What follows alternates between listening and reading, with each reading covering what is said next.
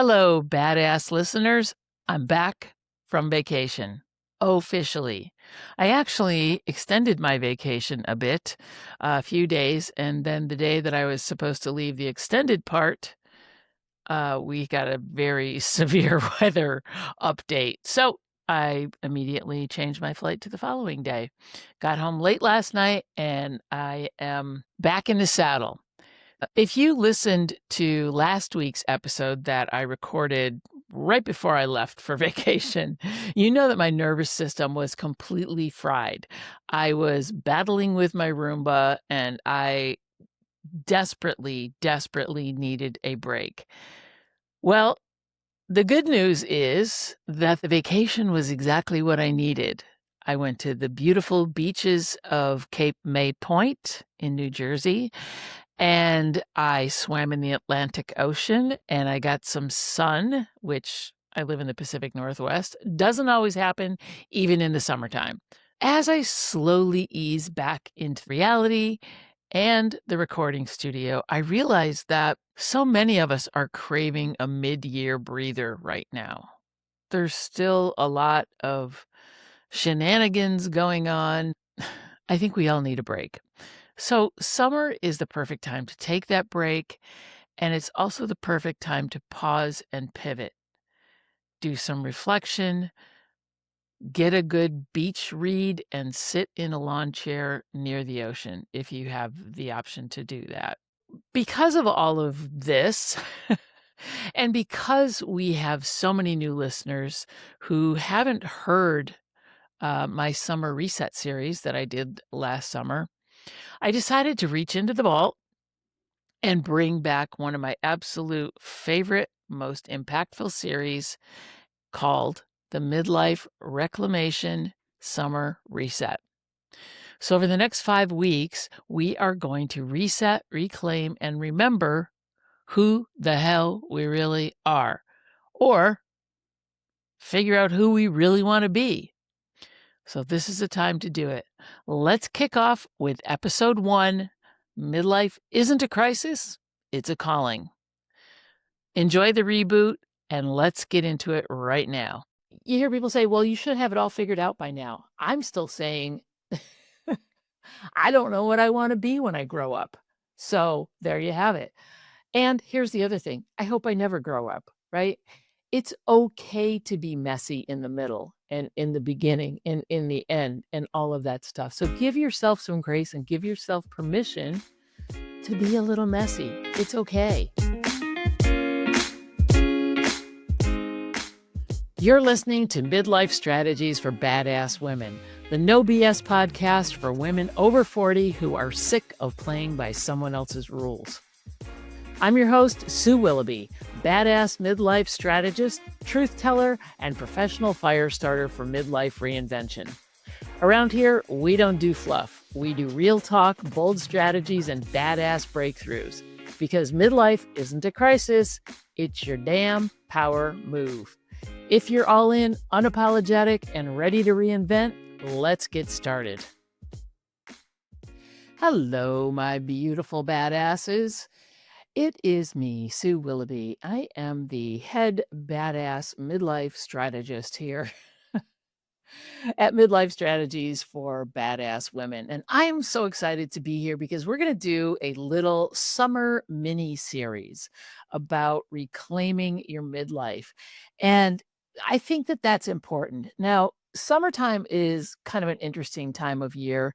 It's a time where, we step away from our jobs and our real life kind of stuff sometimes and look forward to getting away with family, doing things with friends.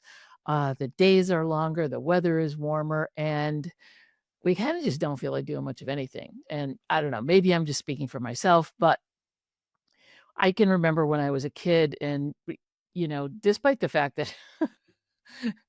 that my parents' marriage was not the best and ended in divorce, clearly not soon enough, but summertime was actually pretty good.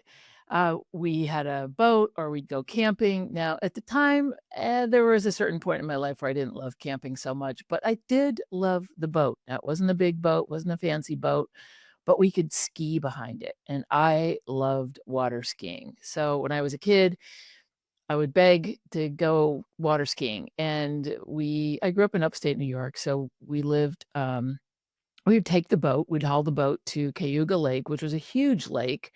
Um, it was a very big lake, and it was fun. There were parts of the lake that were super, super deep, like, I don't know, 400 feet or something. When you're a kid, you're thinking, oh my God, there's got to be sea monsters down there.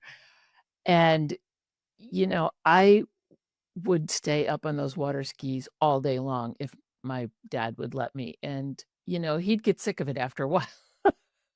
So he'd be giving me signals from the boat, like drop, with putting his thumb down, and I'm just shaking him off, just like a pitcher on the mound. I'm like shaking him off. I'm like, I'm not getting down, Dad. I'm not getting down. So he'd slow the boat way down. Now, if you know anything about boats, the slower you go, the bigger the wake, right? And by wake, I mean the waves that follow the boat. So he would slow the boat way down, and he would go in really big, slow circles. And I'm just laughing because I'm like, you're not going to drop me. You're not going to drop me.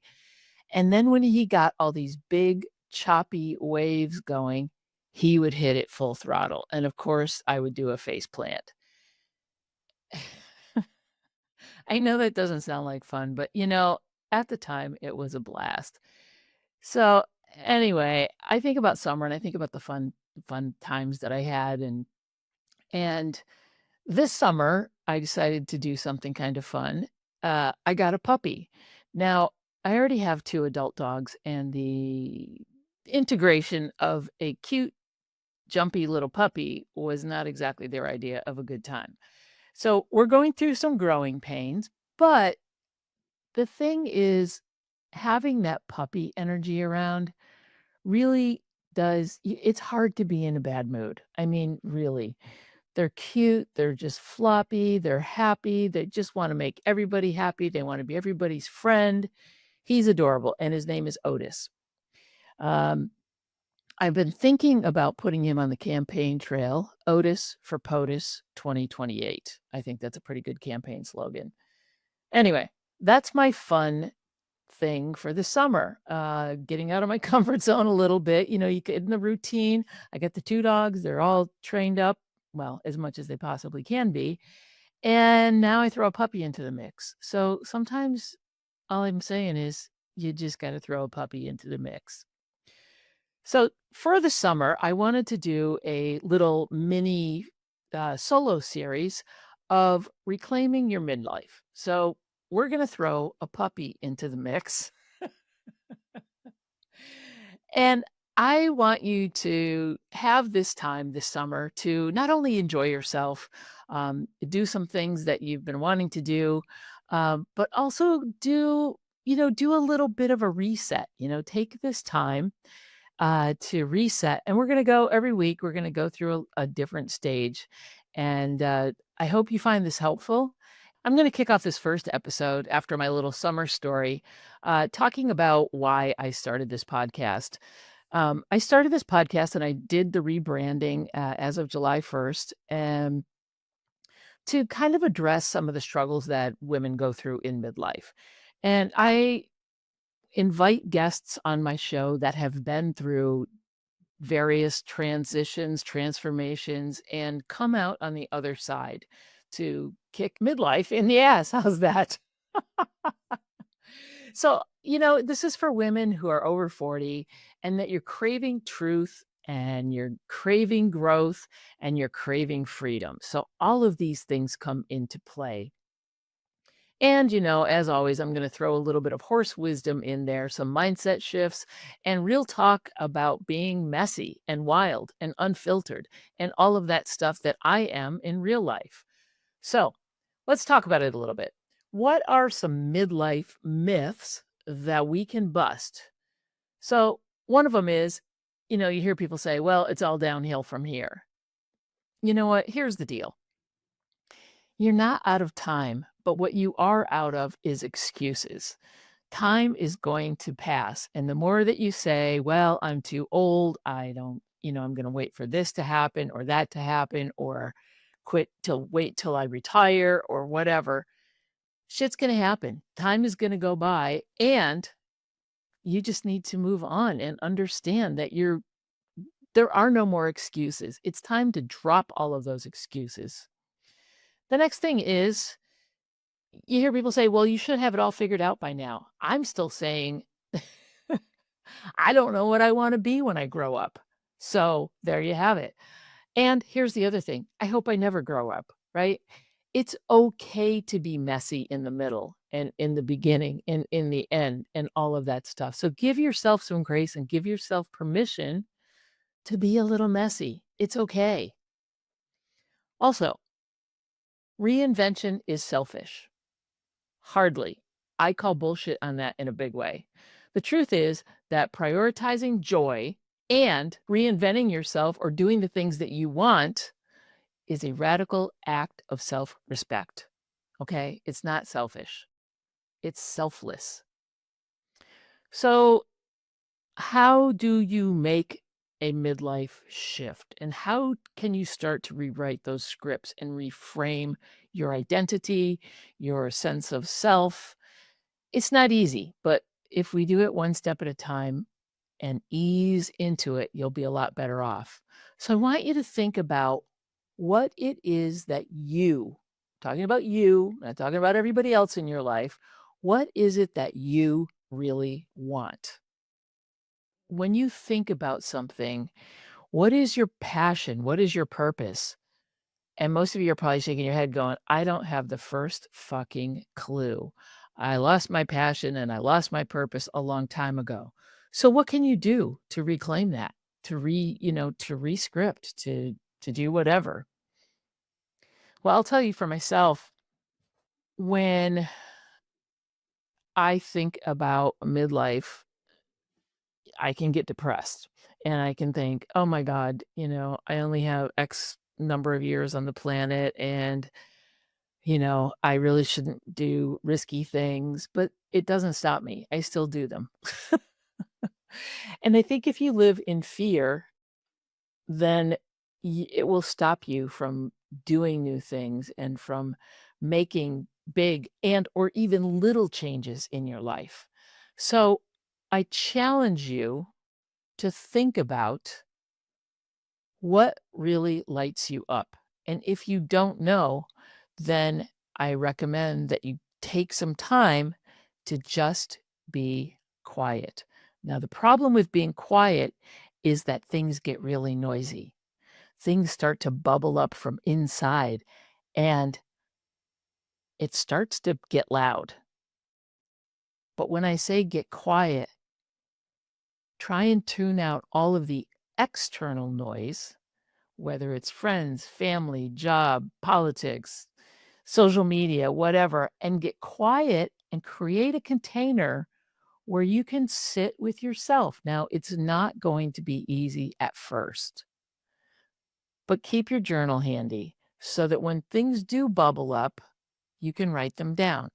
Or you can record it on your phone if you don't want to write things down. You can have your phone open on voice record and just record kind of your thoughts, your inner thoughts, your what things are bugging you. You can also do a mind map where you write down all of the things that bubble up and then figure out, is this something that is important to me? Is it something that's not important to me? What the hell does it even have to do with reclaiming my midlife anyway? So that's just kind of a little thing out there that you can do. So when you reflect on what you want, your true inner voice starts to emerge. Like I said, you may not want to hear what it has to say, but it is speaking to you from a place of truth, from your inner being. And I know that sounds crazy and woo-woo, but just bear with me for a minute because it's really important. When you listen to yourself and you shut everything else out, your inner being starts to come forward. Like I talked about at the beginning about water skiing when I was a kid, or horseback riding when I was a kid, or just doing something, sitting on the beach during the summer and getting sand in your pants and letting the waves wash up and just being playful. I think that as adults and as midlife women, it's hard for us to remember a time when we were playful and when we gave ourselves permission. We didn't need permission, we just did. We were just playful. We had fun. I remember as a little kid running around without my shirt on. Now, I probably would not do that now because I don't wanna scare anybody, but but think of something that you did when you were a kid that was just pure joy. Can you do that now? Is there anything that you can think of that you did during the summer when you were a kid that was purely joyful? Can you recreate that? Can you do something similar that would bring you that same feeling of joy? And when you think about that, close your eyes and think about, what did that feel like in my body?